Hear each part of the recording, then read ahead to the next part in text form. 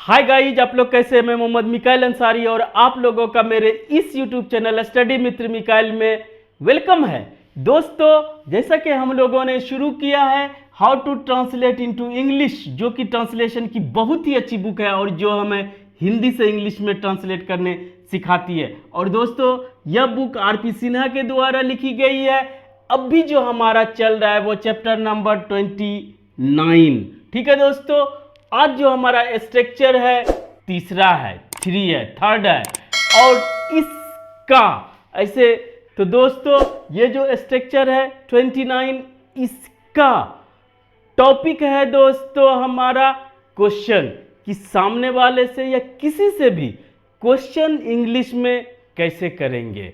ठीक है, इसी में आगे बढ़ते हुए जो आज का टॉपिक है थर्ड स्ट्रक्चर का, उसका टॉपिक है दोस्तों प्रेजेंट परफेक्ट टेंस के स्ट्रक्चर से कैसे हम लोग क्वेश्चन करेंगे।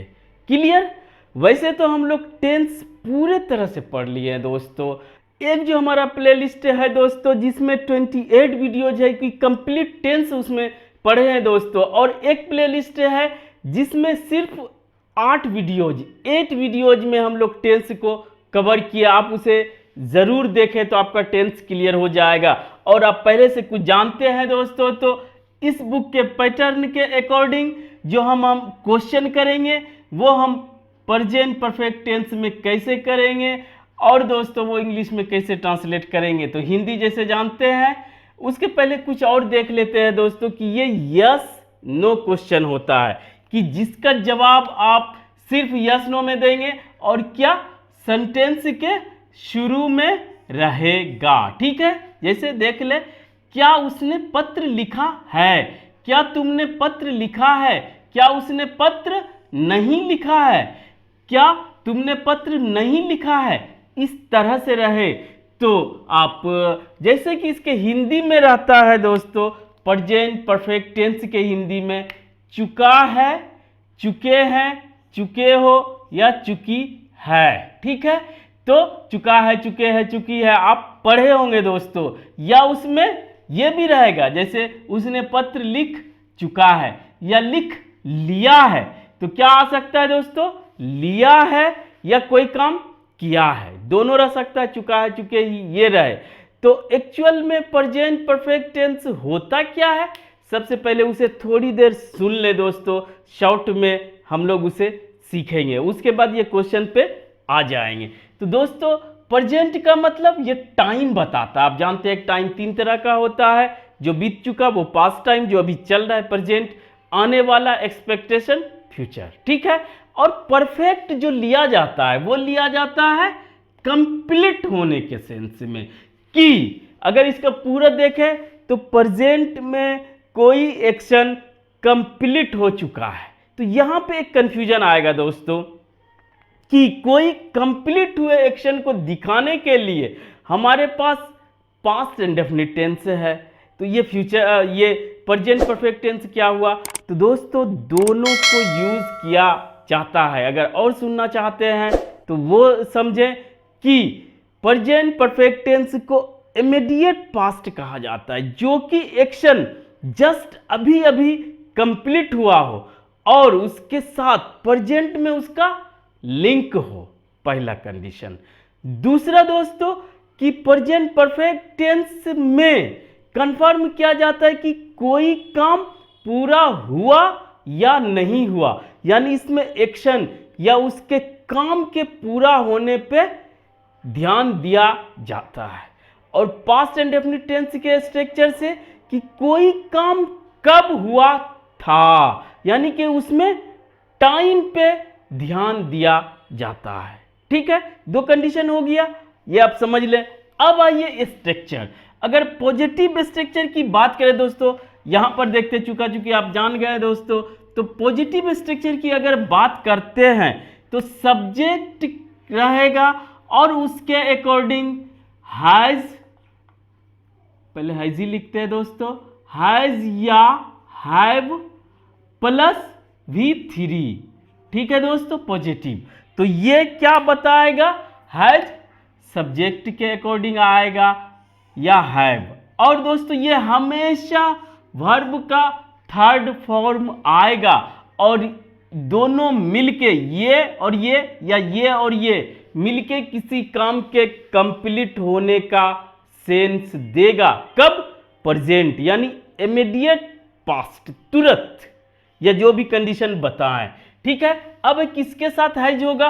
अगर सब्जेक्ट के रूप में हमारे पास आई हो, वी हो, यू हो, दे हो या दोस्तों प्लूरल नाउन हो, यानी कि दो या दो से ज्यादा नाम हो, इसके साथ हम लोग हैव यूज करेंगे। बाकी हैज किसके साथ?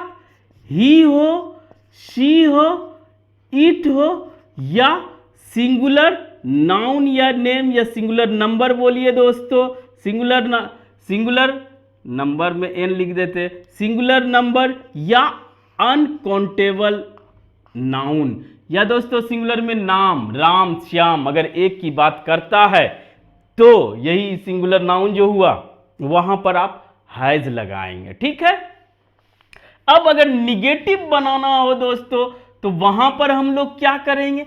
कुछ नहीं करेंगे, पहले भी बोले हुए हैं कि अगर टेंस में स्पेशली या कहीं और थोड़ा सा ट्विस्ट है, लेकिन टेंस में अगर आपको निगेटिव बनाना है और अगर मेन वर्ब हो और उसका हेल्पिंग वर्ब, यहां पर ये जो भी आएगा वो हेल्पिंग वर्ब का काम करेगा, तो कुछ नहीं करना, हेल्पिंग वर्ब के साथ नोट लगा देना है। क्लियर? तो ये क्या हो जाएगा? बाकी सब सेम रहेगा। हैज के साथ हम लोग लिख लेंगे हैज नोट, और हैव के साथ लिख लेंगे दोस्तों हैव नोट, और इसी को शॉर्ट में हैज नोट को हम लोग बोलेंगे हैजंट। ठीक है, लिखने की जरूरत नहीं, हैव नोट को हैवंट। ये निगेटिव है तो ये बीच में रहेगा। और दोस्तों इसके साथ एक चीज और बोले हैं कि अगर इंट्रोगेटिव बनाना हो तो वहां पर अगर हेल्पिंग वर्ब रहता हो, हेल्पिंग वर्ब नहीं रहता है वो भी डू डज डिड देख लिए दोस्तों, अगर हेल्पिंग वर्ब रहता हो तो उसको सब्जेक्ट से पहले रख देते हैं। क्लियर? तो यहां पर क्या करेंगे? सब्जेक्ट से पहले हैज या हैव सब्जेक्ट के अकॉर्डिंग प्लस सब्जेक्ट प्लस और अदर वर्ड्स रहे या ना रहे V3, और लास्ट में दोस्तों क्वेश्चन मार्क देना ना भूलें। और यहां पर यह भी ना गलती करें कि प्रेजेंट इंडेफिनिट टेंस के तरह कि ये V2 होगा V3 की V4, ये V3 है और V3 ही रहेगा। वर्ब का थर्ड फॉर्म जो कंप्लीट होने का सेंस देता है वही रहेगा। अब तीनों तरह का समझ गए तो आप इसे आसानी से बना लेंगे। तो देखिए दोस्तों, निगेटिव भी है इसमें, यस नो क्वेश्चन है कि जिसमें अगर आपका क्या सेंटेंस के शुरू में आता है तो उसके लिए आपको एक्स्ट्रा वाट लगाने की जरूरत नहीं पड़ती है, बस सब्जेक्ट के पहले आप हेल्पिंग वर्ब लगा दे, बन जाएगा। क्या उसने पत्र लिखा है? क्या तुमने पत्र लिखा है? क्या उसने पत्र नहीं लिखा है? क्या तुमने पत्र नहीं लिखा है? यहां पे चुका चुकी भी आ सकता है। ठीक है दोस्तों, तो इसके लिए हैज या हैव सब्जेक्ट के अकॉर्डिंग। ठीक है, सब्जेक्ट तो रहेगा, V3 भी हमारा रहेगा, उसके बाद चाहे ऑब्जेक्ट रहे चाहे अदर वर्ड्स रहे क्वेश्चन मार्क। जैसे क्या उसने पत्र लिखा है, ही के साथ has he written a letter. ठीक है दोस्तों, क्या तुमने पत्र लिखा है, हैव यू के साथ हैव, ये सब बता दिए, इसीलिए इसको आप प्रैक्टिस करेंगे दोस्तों। Have you written a letter, ठीक है, बन जाएगा। अब दोस्तों अगर निगेटिव करना है, क्या उसने पत्र नहीं लिखा है, तो वहां पे आपको शॉर्ट फॉर्म बताएं कि हैजंट या हैवंट जो रहे उसको निकाल दें। तो क्या उसने पत्र नहीं लिखा है, hasn't he written a letter.